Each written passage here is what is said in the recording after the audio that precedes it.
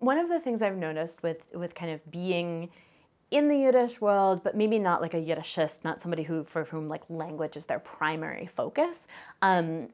First of all, opens up like this entire world of social connections. And this is how this is how I became involved in Geveb, right? Is that like I knew the founding editors, even though we were in different fields, because we kind of had this connection. And I think that, like, to me, it's such a special thing that to be, I think as a younger scholar, it's so flattering when someone thinks of you. They say, oh, I'm putting together a book, I think you should contribute. I want to do a conference, I really think you should be there, right? So I think with Yiddish, especially because there's such a large, or maybe it's not so large, but a growing kind of younger cohort, there's this kind of natural, like, academic social flow, which is not always a positive thing, but I think generally is. And I think that that's been something that I don't know that I would have known that from my first year as an intern, right? Even though obviously like we established all these lovely